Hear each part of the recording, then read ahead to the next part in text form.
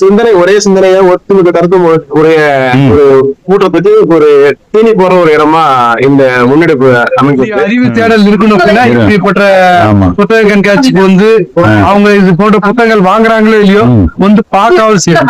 இந்த சோசியல் மீடியாவுல வந்து இன்னும் கூடுதலான கவனப்படுத்தினா இன்னும் மக்கள் நிறைய வருவாங்க. வியாபாரம் நோக்கணும் கிடையாது, மக்கள்கிட்ட போய் சேரணும் இல்ல, அதுதானே வியாபாரம் நோக்கம்.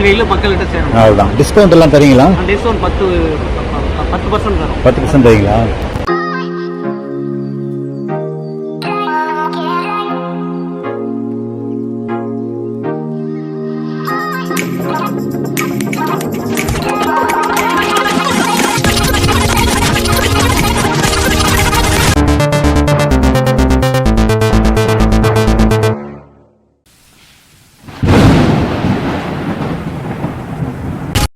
நண்பர்களே, சென்னை வள்ளுவர் கோட்டத்தில் இன்று புத்தக கண்காட்சி நடக்கிறது.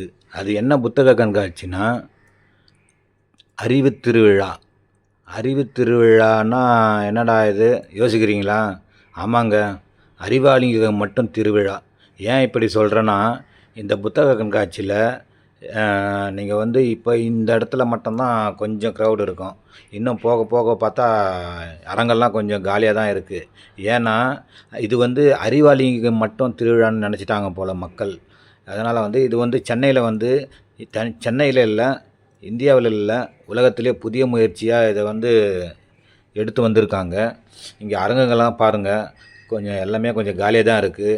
மக்களுங்க வந்து சிந்திக்கிற திறமை வந்து குறைஞ்சிக்கிட்டே போகுது தான் இதை காட்டுது. ஒவ்வொரு அரங்கம் இந்த வழக்கமான புத்தக கண்காட்சி போல கிடையாது. அதனால் அந்த ஆதங்கத்தில் தான் இந்த வீடியோவை எடுத்து போட்டுருக்கேன். கொஞ்சம் நல்லா பாருங்கள், கொஞ்சம் ஸ்கிப் பண்ணாமல் பாருங்கள். தேங்க்ஸ், நன்றி. வாங்க வீடியோக்குள்ளே போகலாம்.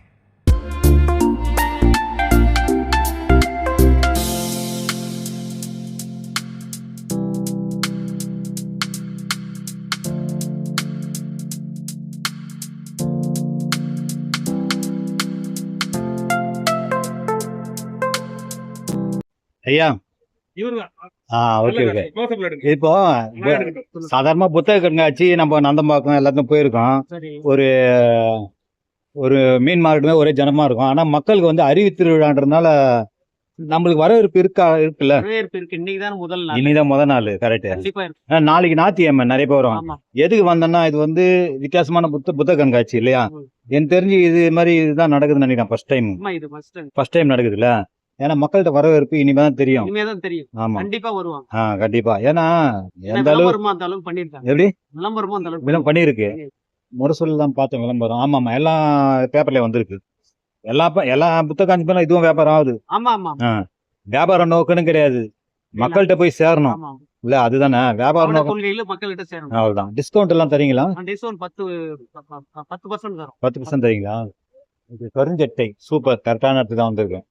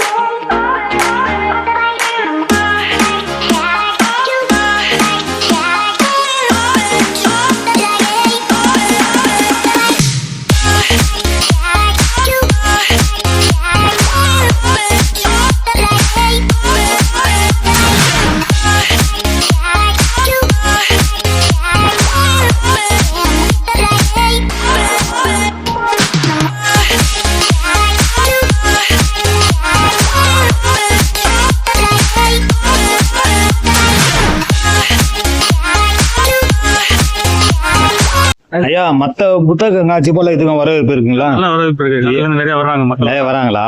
எனக்கு என்னன்னா இந்த மாதிரி அறிவு சார்ந்த புத்தக கண்காட்சியில் தான் மக்கள் வரணும். அதுதான் ரொம்ப ஆசை எனக்கும். மக்கள் வர்றாங்க, தேடி வர்றாங்க. மக்கள்கிட்ட போய் செய்தி ரீச் ஆயிருக்கு. அது கூடுதலான சோசியல் மீடியாவுல வந்து இன்னும் கூடுதலான கவனப்படுத்தினா இன்னும் மக்கள் நிறைய வருவாங்க. ஏன்னா நம்மளுக்கு எல்லா புத்தக கண்காட்சி போலவும் இதுவும் நம்மளுக்கு இருக்கணும். அதுக்குதான் நான் இது தேடி வந்தேன். நான் நிச்சயமா இந்த கண்காட்சி இருக்கும். ஏன்னா இதுதான் தெரியுது. அதாவது தொடக்கத்திலேயே வரக்கூடிய மக்களோட எண்ணிக்கையை பார்க்கும்பொழுது நிச்சயமா கூடுதலான வாசகர்கள் வரக்கூடிய வாய்ப்பு இருக்குன்னு தெரியுது. ஏன்னா இந்த மாதிரி புத்தக கண்காட்சி தான் மக்கள் வரவேற்பு கொடுக்கணும். ஏன்னா இது நாளிதழில் நான் இது தடவை பார்த்து இது ஃபர்ஸ்ட் டைம் போட்டிருக்காங்க. ஆமா, ஃபர்ஸ்ட் டைம் போட்டிருக்கனால கொஞ்சம் பழக்கமாகணும் மக்கள்கிட்ட. ஆமா, தேங்க்ஸ். தனித்துவ அடையாளத்தோட இருக்கு இல்லையா கண்காட்சி கலந்து இல்லாம ஒரு குறிப்பிட்ட அப்படி ஒரு அடையாளத்தோட இருக்கிறதுனால மக்கள்கிட்ட நிச்சயமா வரவேற்பு இருக்கும். பாரதி புத்தகம் நான் பாத்துருக்கேன். இது கிரேட் சென்டர்ல போனா இந்த வருஷம் நடந்தது இல்ல? ஆமா ஆமா. தேங்க்ஸ்.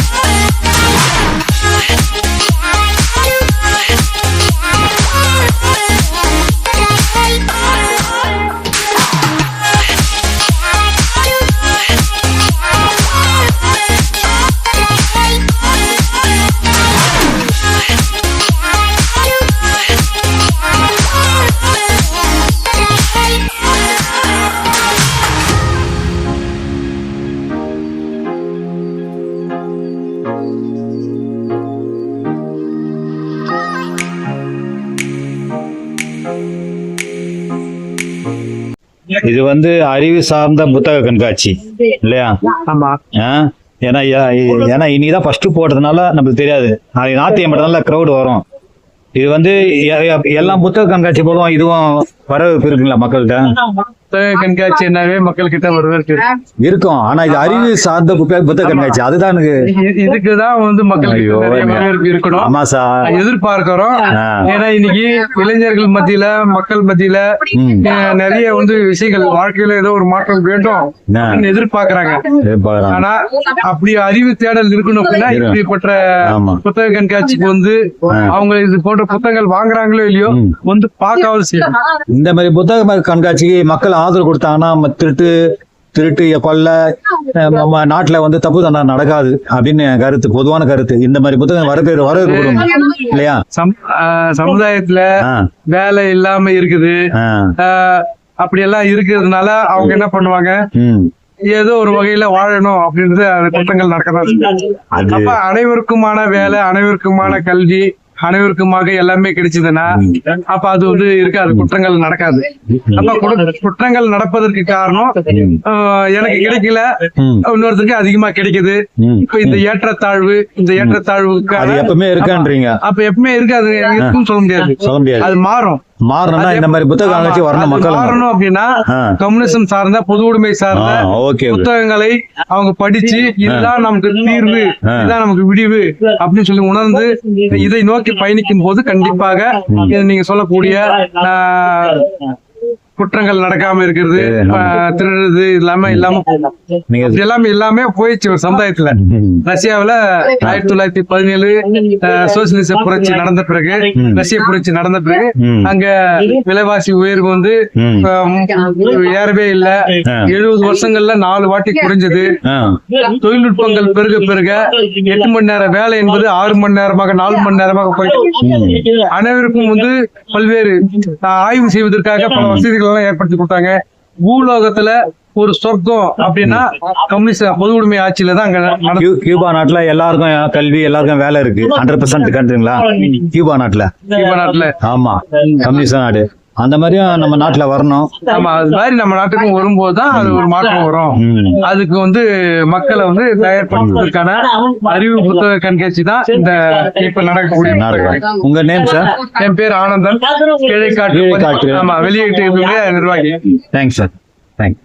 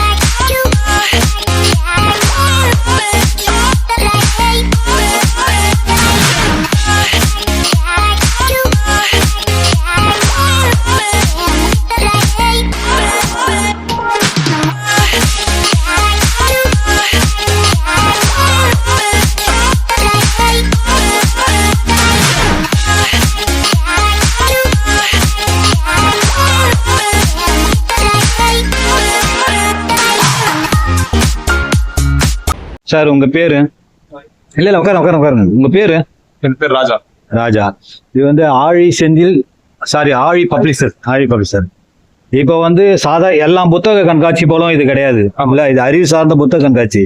இது மக்கள்கிட்ட இப்ப நீங்க நந்தம்பாக்கத்துல எல்லாம் நான் பார்த்திருக்கேன், வருஷம் பார்ப்பேன் நந்தம்பாக்கத்துல. அது எப்படி தெரியும், நல்லா தெரியும், மீன் மார்க்கெட் மாதிரி ஒரே ஜனமா இருக்கும். இது அறிவு சார்ந்த புத்தக கண்காட்சி. இதுலயும் அதே மாதிரி வரணும்னு நான் ஆசைப்படுறேன். இப்ப மக்கள்கிட்ட எப்படி வரவேற்பு இருக்கு? வழக்கமா நீங்க சொல்ற சென்னை புத்தக கண்காட்சி பொறுத்த வரைக்கும் பாத்தீங்கன்னா, பொதுவா எல்லா தரப்பு மக்கள்கிட்டையும் எல்லா தரப்பு வாசகர்களையும் ஒன்றிணைக்கிற ஒரு இடமா இருக்கும். பொதுமக்கள் வருவாங்க, ஒரு சுற்றுலா இடம் மாதிரி வருவாங்க. இந்த இதை பொறுத்த வரைக்கும் ஒரு அறிவு சார்ந்த அரசியல் நூல்களுக்கான, அதுவும் சுயமரியாதை, முற்போக்கு சிந்தனையாளர்களுக்கான ஒரு இதுவா இந்த இடம் அமைஞ்சிருக்கு. இதோட முக்கியத்துவம் என்ன சொல்லணும் அப்படின்னா, ஒரு ஒரே சிந்தனைய ஒட்டுமிக்க கருத்து உடைய ஒரு கூட்டத்துக்கு ஒரு தீனி போற ஒரு இடமா இந்த முன்னெடுப்பு அமைஞ்சிருக்கு. இப்ப ஆழி பதிப்பகத்துல நம்ம தொடர்ந்து முற்போக்கு சிந்தனை தொடர்பான, திராவிட இயக்க சிந்தனை தொடர்பான நூல்களை தொடர்ந்து பதிப்பிச்சுட்டு வரோம். இப்ப எங்களை மாதிரி பதிப்பாளர்களுக்கும் சரி, எங்களை பதிப்பாளர்களோட வாசகர்களுக்கும் சரி, அவங்க எல்லாருக்கும் ஒன்று சேர்க்கிற இடமாவும், அவங்களுக்கான ஒரு தேவையான பூர்த்தி பண்ற ஒரு விஷயமாவும் ஒரு முன்னெடுப்பு இந்த திமுக இளைஞர் சார்பா பண்ணிருக்காங்க. இது ஒரு வரவேற்க வேண்டிய முன்னெடுப்பு. ஏன்னா அரசியல் சார்ந்தோ இல்ல மற்ற விஷயங்கள்லயோ வாசிப்புன்றதோ இல்ல அவங்களோட அறிவு சார்ந்த விஷயங்களை கொண்டு போய் சேர்க்கறதுங்கிறதும் ஒரு அரசு கட்சிகளோட கடமையில ஒரு முக்கியமான ஒரு விஷயமா இருக்கு. அப்படி பார்க்கும்போது இந்த முன்னெடுப்பு ரொம்ப முக்கியமான ஒரு விஷயம், முக்கியமான முன்னெடுப்பு தான். ஆனா அது முதல் முயற்சி, கேட்டுங்களா? இது ஏன்னா விளம்பரத்துல அப்படிதான் கொடுத்துருக்காங்க. அது நல்ல பெரிய விஷயம். அது ஏன்னா எல்லாம் புத்தக கண்காட்சி போலவும் இதுவும் மக்கள்கிட்ட போய் சேரணும். சேர்ந்தா குற்றங்கள் குறையும், நாட்டுல தப்பு தான் நடக்காது. இளைஞரணி மூலியமா பண்றதோட ஒரு விஷயம் என்னன்னா, எல்லா அரசியல் கட்சிகள்லயும் மூத்த நிர்வாகிகளை பொறுத்த வரைக்கும் அவங்க அரசியல் வரலாறு தெரிஞ்சிருக்கும், அரசியல் நடந்திருக்கு. கடந்த ஒரு 25 ஆண்டுகளாக அரசியல் இருக்கிறவங்க, பயணிக்கிறவங்க அவங்க என்ன நடந்திருக்குன்றது வாசிப்பை தாண்டி அனுபவமா ஒரு அறிவு. இளைய தலைமுறையிட்ட பாத்தீங்கன்னா அவங்க அனுபவ பகிர்வை தேடிக்கிறது புத்தகங்கள் வழியாகவும் வாசிப்பு வழியாகவும் தான் தேடிடும். அந்த வகையில இளைஞரணி முன்னெடுக்கிற இந்த நிகழ்ச்சியில இளைஞர்கள் இத சரியா பயன்படுத்திட்டு இங்க இருக்கிற அரசியல் சார்ந்த நூல்களையும் அவங்க தேவைக்கு தகுந்த மாதிரி நூல்களை வாங்கி படிச்சு பயன்பெறுவாங்க. இப்போ பசங்க எல்லாமே செல்லும் கையிலமா தான் இருக்காங்க. ஆனா புத்தகம் தொடர, உதாரணத்துக்கு எனக்கு இதுல இன்ட்ரெஸ்ட் அவ்வளவு இருக்குன்னா என் பசங்களுக்கே இல்ல, தொட மாட்டேன். அந்த மாதிரி எல்லாருக்கும் வரணும் நடத்துறது திமுக இளைஞர் அணி. அப்படி அந்த வகையில இளைஞர்கள் இது இன்னைக்கு பார்க்க வந்திருக்காங்க. வழக்கமா நடக்கிற புத்தகத்துல எத்தனை இளைஞர்கள் வருவாங்க, எத்தனை காலேஜ் வருவாங்கிறது கேள்வி. அதுவும் அரசியல் சார்ந்து இருக்கிறவங்க எல்லாம் வாசிப்புக்குள்ள வருவாங்களாங்கிறது அதோட பெரிய கேள்வி. இந்த மாதிரி ஒரு முன்னெடுப்பு படிக்காதவங்களையும் வாசிப்புக்கு உள்ளாதவங்களையும் உள்ளாக்குறதுக்கான ஒரு முன்னெடுப்பா இருக்கும். கண்டிப்பா வர இளைஞர்கள்ல அத்தனை பேரும் இது இருக்கிற 60 ஸ்டால்ல ஏதாவது ஒரு ஸ்டால்ல ஒரு புத்தகம் எடுத்து படிச்சாலும் அடுத்த டைம் வரும்போது 10 புத்தகம் வாங்கி படிக்கிறதுக்கான ஒரு முன்னெடுப்பா இது. அந்த அளவுக்கு அறிவு கொட்டி இருக்கு பாக்குறதுக்கு. இந்தியாவிலேயே வந்து முதல் முறையா ஒரு அரசியல் கட்சி தன்னோட இளைஞர் அணியை வச்சு ஒரு புத்தகம் வந்து பொதுவான விஷயம். இதை செயல்படுத்துறது இந்தியாவிலேயே முதல் தமிழ்நாட்டு மாநிலத்துல, அதுலயும் திராவிட முன்னேற்ற கழகம் தான் அதை ஆரம்பிச்சிருக்கு. இளைஞர் அணி இது துவக்கம், இது ஆரம்பம் தான். இனிமேல் அது பேரு அறிவு திருவிழா. அப்பா, முற்போக்கு அறிவு திருவிழா. அதனாலதான் நான் வந்தேன். இது நந்தபாக்கு புத்தக காட்சியா எடுத்தது இல்ல. இந்த அறிவு திருவிழா இந்த புத்தக காட்சி பார்த்தோன்னே எனக்கு உண்மையுமே வந்து எடுத்து போன ரொம்ப ஆசையா இருந்தது. அதுவும் வந்து ஆழி சார் வந்து அவரு டிவில உக்காந்தாருன்னு வச்சுங்களேன், நான் ஏன்ச்சிக்கவே மாட்டேன். நான் அந்த அளவுக்கு நேர்த்தியா பேசுவாரு. இது இந்தியாவிலேயே அரசியல் கட்சிகள் எடுத்து முதல் முன்னெடுப்பு இது. ஆமா, முதல் முன்னெடுப்பு. யாரு இதெல்லாம் பார்க்க போறா சார்? எல்லாம் கவர்ச்சி அரசியல பார்த்து ஓடுறாங்க மக்களுங்க.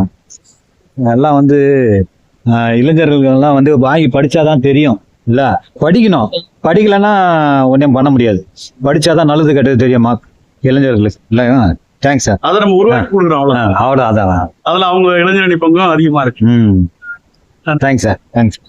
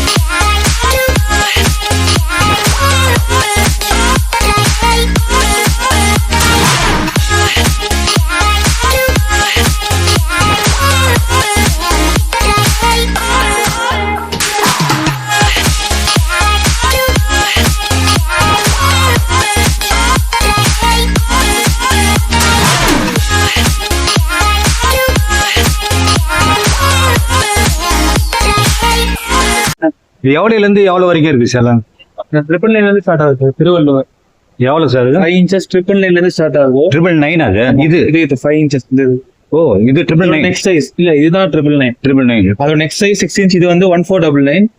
1499 1500 ரூபா. உங்களுக்கு டிஸ்கவுண்ட் போக 1349 போயிட்டு இருக்குங்களா? Okay sir.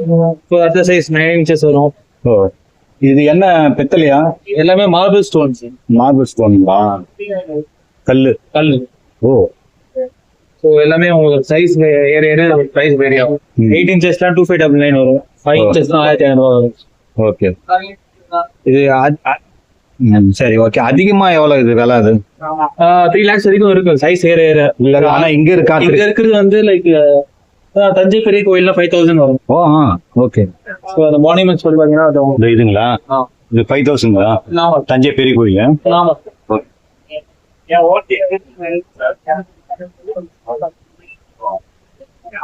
இது வள்ளுவர் கோட்டம்.